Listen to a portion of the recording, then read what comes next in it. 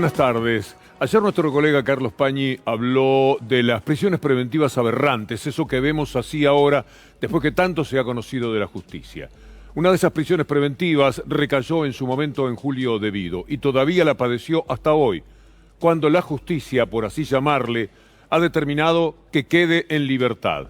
Saludamos a Julio De Vido. Muy buenas tardes. Hola, Víctor Hugo, ¿cómo está? Buenas tardes, un gusto enorme escucharlo y sobre todo también decirle que esto es producto de la lucha permanente y sostenida que ha tenido usted y sus colaboradores en todos los programas. Quiero también mandar un reconocimiento a Fernando Borroni, que siempre ha sido un verdadero suyo en esto de reclamar por nuestra libertad y por la injusticia de la violación de nuestro Estado de Derecho en forma sistemática desde hace más de 2 años, algunos desde hace 4, más o menos. Pero bueno, aquí estamos muy emocionados, conmocionados, le decía recién a la gente de producción que es muy difícil razonar en un momento así, y también, digamos, conmocionados por los que todavía están sufriendo cárcel, inclusive en institutos carcelarios. Eso me parece una cosa tremenda, injusta, y bueno, el objetivo de mi tarea de estos días va a ser permanentemente en estos tiempos, hasta que queden en libertad, seguir dando testimonio de la necesidad de que ellos recuperen sus garantías y su derecho constitucional. Una luchadora como pocas veces se ve ha sido su mujer. Ha sido seguramente muy grande el abrazo de esta tarde. Sí, fue enorme, y bueno, el reconocimiento que le da todos mis amigos, y diría la sociedad en general, ven en ella el espíritu de la lucha indomable de estos años, de todos los que nos siguieron desde el primer momento. Y también, como usted, también debo reconocerlo, que más allá de la política editorial de los medios en donde están, siempre estuvieron al lado nuestro. Así que le agradezco su valentía y su testimonio. Julio, ¿qué es lo primero que piensa hacer ahora, pudiendo salir de su casa y volver a algún tipo de actividades? ¿No le daría gusto dar una vuelta por el Congreso y ver a quienes lo desaforaron?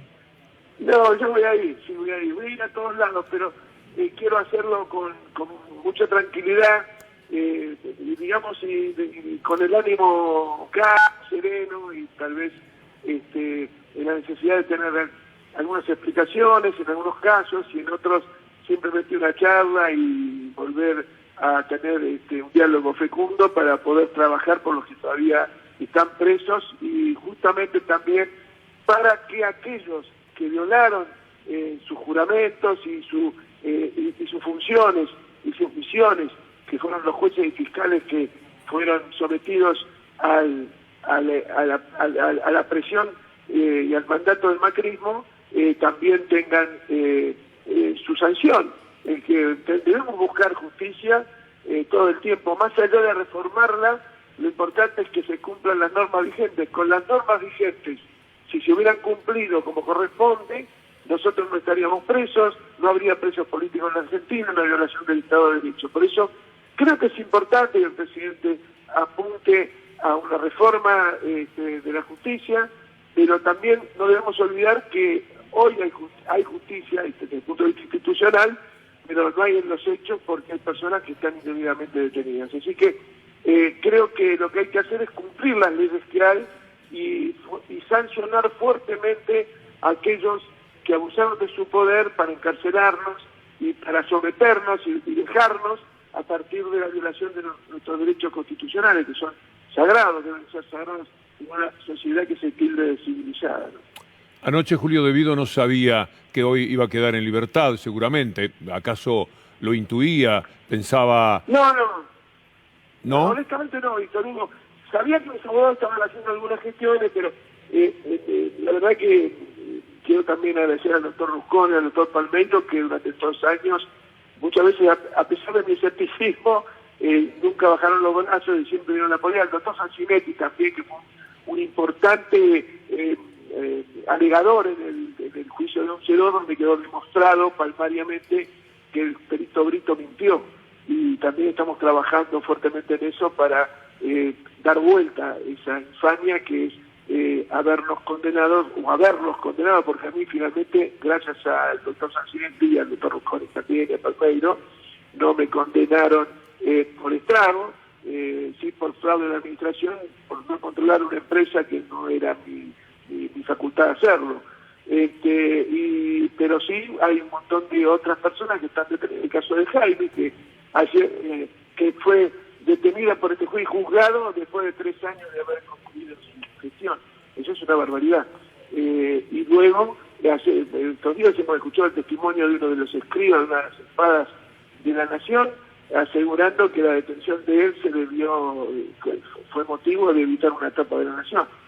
Y bueno, y hoy veíamos, casi me daba de risa verlo a Tonelli, a Garabano, pedir, bueno, lamentablemente Miguel también Pichetto estaba en eso, de pedir para que no se lo persiga al presidente Macri. La verdad, cuando vemos que hoy mismo los titulares de la Fiscalía del Estado, de las oficinas de anticorrupción, de lavado de dinero y demás, piden condenas altísimas para empresarios que fueron que tuvieron una conducta normal, o por lo menos no diferenciada del resto de los demás estaban en su casa después de haber mentido en sus arrepentimientos, y al hombre le piden 9 años, 10 años de prisión, a los hijos, a la hija, lo cual me parece una barbaridad desde todo punto de vista y una injusticia absoluta. Y todavía tenemos que escuchar que Macri es un perseguido porque intervino en el correo, después del negociado que pretendía llevar adelante el ministro Aguad. Pero bueno, igual tenemos que siempre defender el Estado de Derecho y las garantías de todos y todas, inclusive los de Macri, aunque él no los haya cumplido. Porque si no, vamos a vivir en una suerte de tribu y no de sociedad civilizada y democrática. Y esto es lo que hay que evitar. Julio Devido, muchas gracias.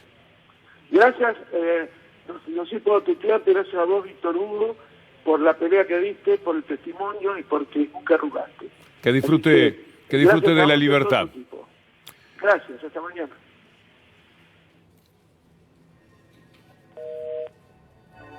¿Podemos escuchar a Carlos Pañi? ¿Por qué los jueces de Comodoro Pi empezaron a hacer un uso compulsivo, indiscriminado y probablemente violatorio de determinadas garantías de la prisión preventiva? Porque el diario La Nación un domingo estuvo por publicar la foto de todos los jueces federales de Comodoro Pi diciendo estos también son responsables de la impunidad del kirchnerismo.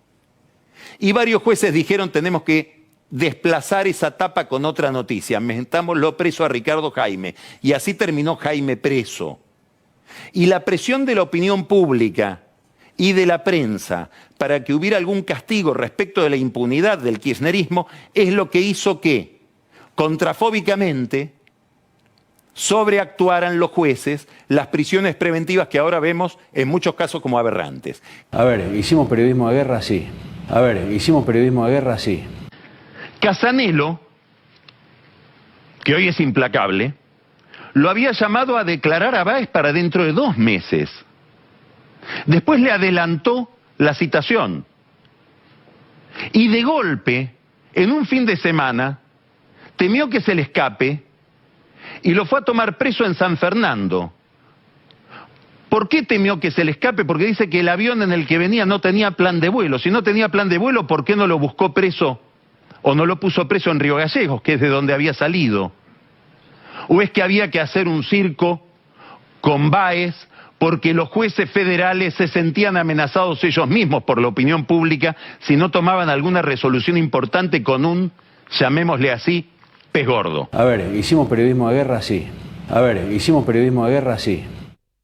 Quizás quiera saber, tenga curiosidad, ¿cómo fue al final la tapa de La Nación después de la extorsión que hizo a los jueces y la reacción de esto diciendo vamos a meter preso a alguien y ese va a ser el título de tapa, que en realidad también podía ser otro? Pero mire cuál fue la tapa del diario, ahora que conocemos esto que contó nuestro colega. Jaime, el primer funcionario detenido. Ahí está la fotografía, el título es Jaime, el primer funcionario K detenido, dicho sea de paso y como anécdota, decían en abril de 2016, para frenar la inflación recortan el gasto estatal, es decir, la mafia mediática estaba participando cómplicemente de lo que eran las medidas de gobierno. Pero esta fue la tapa al final. No fueron los jueces de Comodoro Pi que negociaron con la extorsión de la nación, que está en la mesa chica de la justicia, negociaron que, bueno, entonces los mandamos preso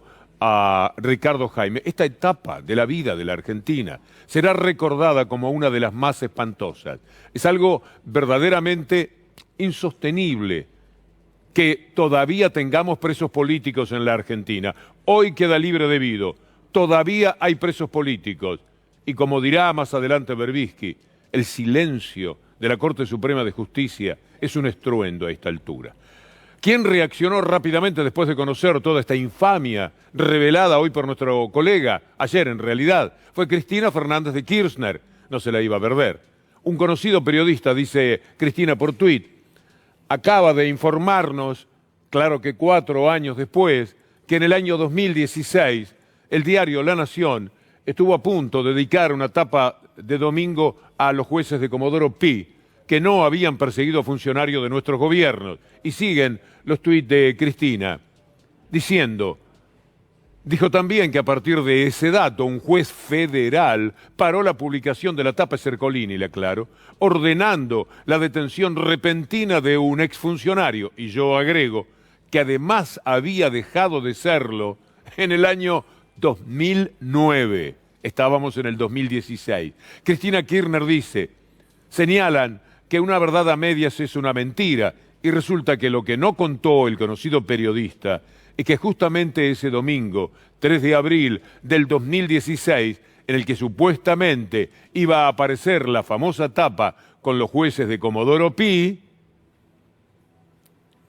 era el mismo domingo en que se iba a dar a conocer a nivel mundial el escándalo de los Panama Papers, en el que estaba directamente involucrado el entonces presidente Macri. Fue por eso que el juez Ercolini, el día anterior, ordenó la detención del exfuncionario. Porque la verdad completa es que o metían preso a un exfuncionario o publicaban la tapa con la foto de los jueces. El objetivo era el mismo, tapar y encubrir a Macri en un escándalo que provocó la renuncia de presidentes, de primeros ministros y ministros en todo el mundo. La justicia está sometida en este momento a una prueba muy difícil. El gobierno la está atropellando escandalosamente.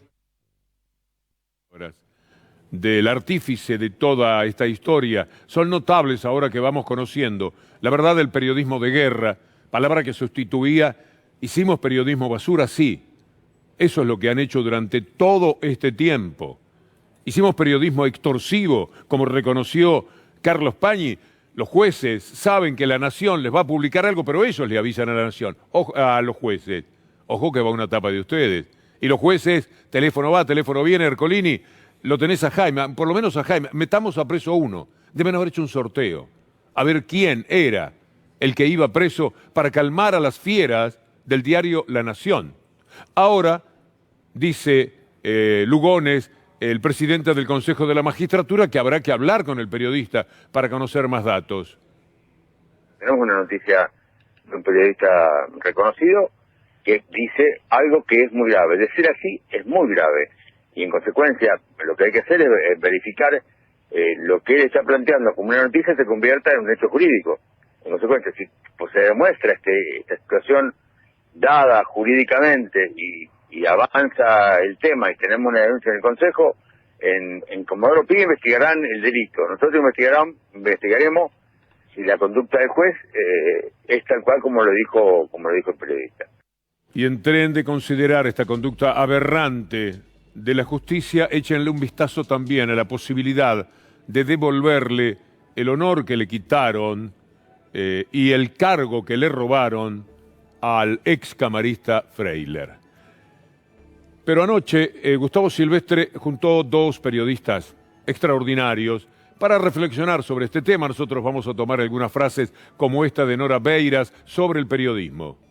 Me parece que el periodismo está en cuestión, no lo vamos a descubrir ahora. Creo que estos hechos corroboran la gran falacia de aquellos que se plantean como los periodistas profesionales frente a los periodistas supuestamente parciales porque hablamos desde una determinada mirada de lo que sucede.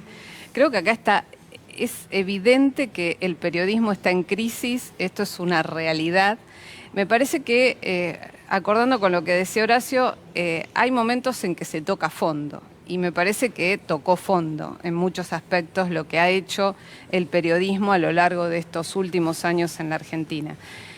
Uno igualmente, esto está lejos de estar superado. Si uno ve las primeras planas de los medios dominantes hoy en día y los sumarios de los noticieros de los canales de aire y de cable, la verdad que son increíbles. Hay discusiones que son increíbles, hay cosas que se dicen que son inconcebibles. Cómo se usan nimiedades o sobreinterpretaciones de nimiedades para ocultar, hablar realmente de esto. Me parece que este tema es un tema central, esto que un periodista, un columnista fundamental del diario tradicional de la Argentina diga esto hoy, debería ser motivo de discusión en todos los programas periodísticos y en todas las entidades que dicen representar la libertad de expresión en la Argentina.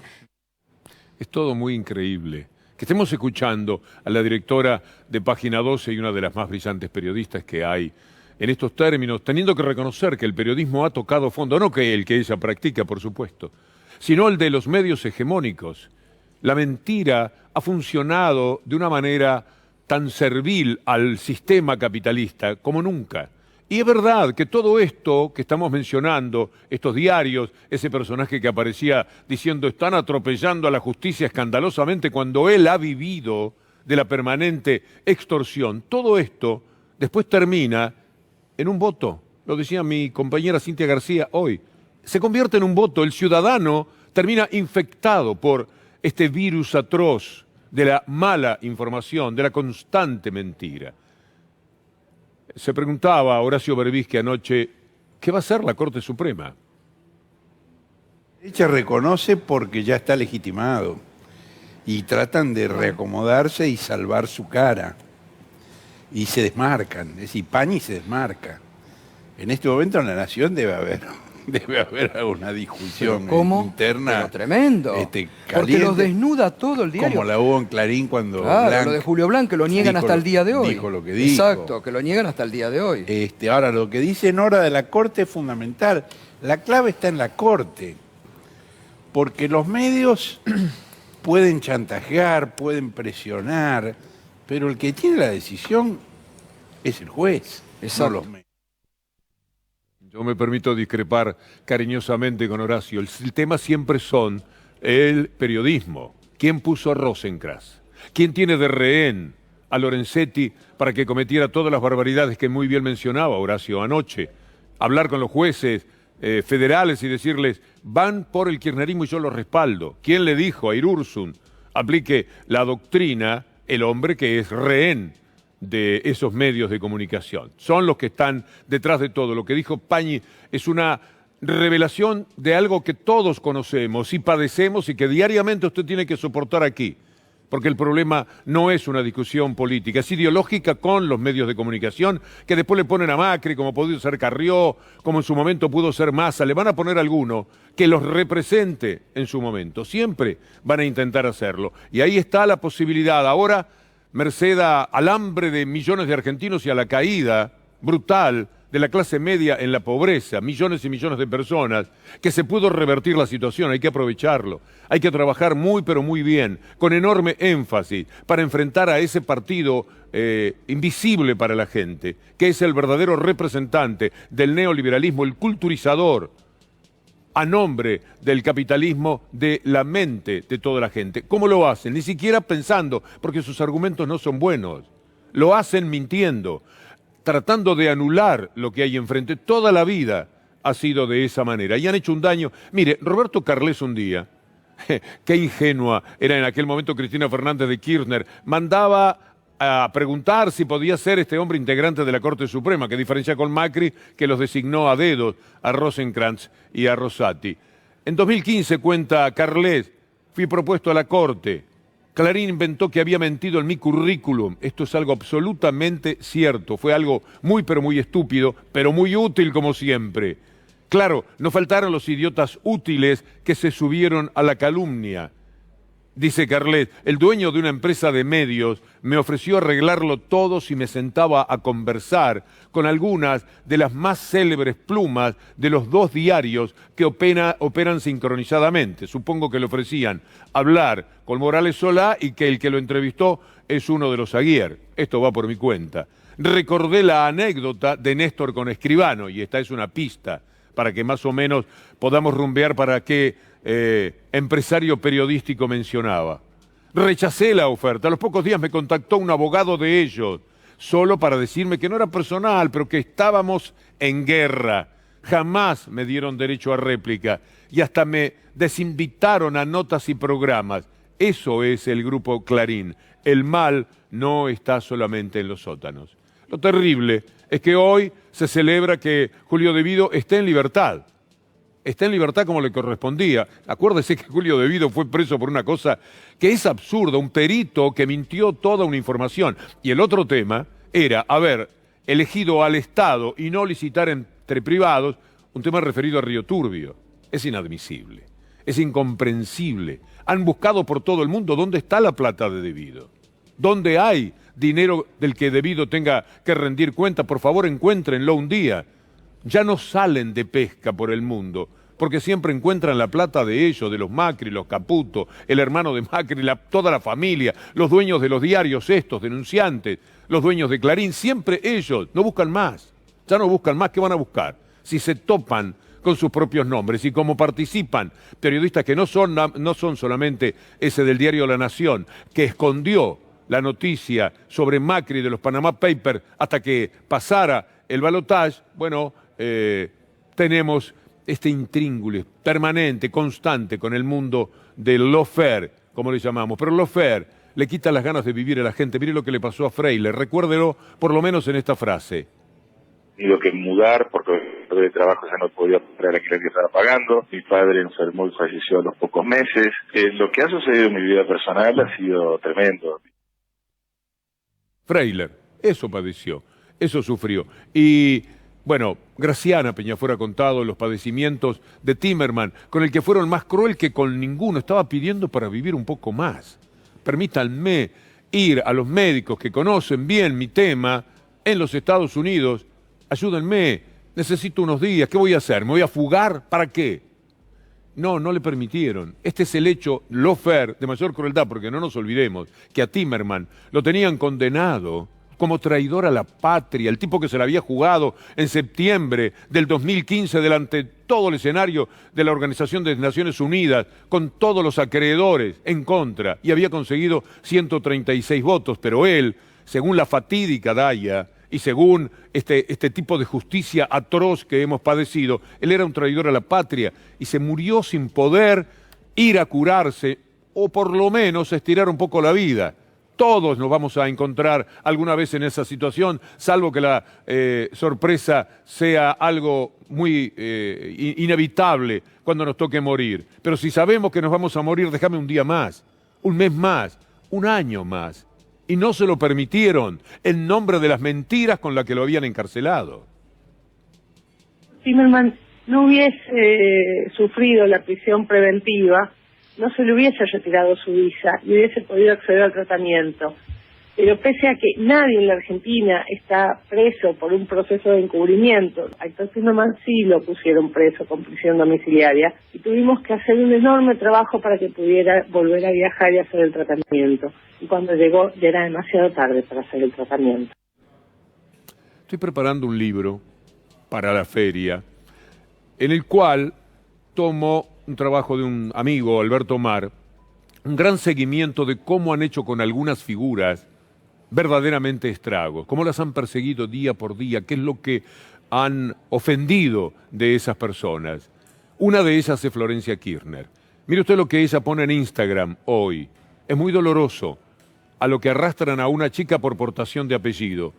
Abril de 2016, un tiempo antes que según los medios de comunicación dejara de ser una pendeja frívola para pasar a ser la capa de la mafia, con una mente por encima del rango normal, dado que con 12 años ya vivía una vida ilícita. Cada vez que el macrismo generaba un nuevo hundimiento, sabía que esa semana mi nombre sería difamado por todos lados, por los orangutanes de la justicia metiéndose en mi casa y haciendo conmigo lo que querían, fuera de cualquier marco legal. Se había vuelto un plan sistemático, me enfermaron, sí, pero jamás lograron que odiara mi nombre.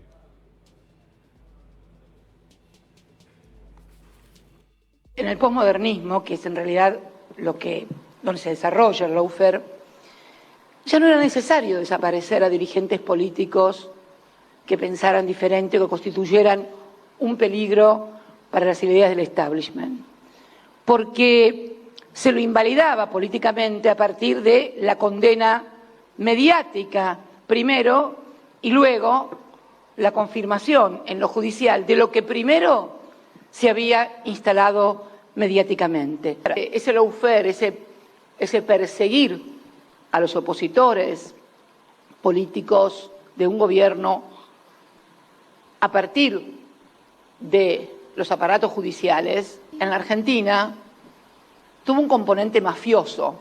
Se tradujo en la persecución a mis hijos, pero especialmente a Florencia. Está dicho. Quiero ganar tiempo. Era un poquito más extenso, pero se entiende lo que queremos decir. Son demasiadas injusticias. Y que hacemos este recorrido hoy también en nombre de la libertad de Julio Devido, que usted ya sabe, ya entiende, que lo mandaron preso con un perito que ahora va a juicio por las mentiras que dijo sobre él y sobre Barata. Yo no puedo creer lo que ha sucedido. ¿Usted puede? Porque verdaderamente es muy indeseable un comportamiento social de este tipo, porque para hacerlo estaban los medios y los que juegan a creerle, que finalmente terminan siendo cómplices de toda esta historia. Y Macri, ese personaje mejor que usufructuó la posibilidad de ser nada menos que presidente, parece mentira también, ¿eh? No tanto como lo de la justicia, porque a fin de cuentas no siempre fueron personas demasiado ilustradas las que llegaron a la presidencia de los países. Pero Macri fue presidente y ahora reaparece de vez en cuando diciendo cosas como estas. Este fenómeno que estamos viviendo, que como decía, que recién comienza, nos lleva al desafío de evitar algo que para mí es mucho más peligroso que el coronavirus, que es el populismo. Para mí es mucho más peligroso que el coronavirus, que es el populismo. Ingenioso, Macri, qué bien. Peras con manzanas, enfermedades con ideología, muy bueno, brillante. Una conferencia especialísima. ¿Qué tipo de gente estaba esperando algo de esa conferencia? ¿Y quiénes fueron los que se animaron a aplaudir? Porque a lo mejor hasta tuvo un aplauso una persona que dice peor que el coronavirus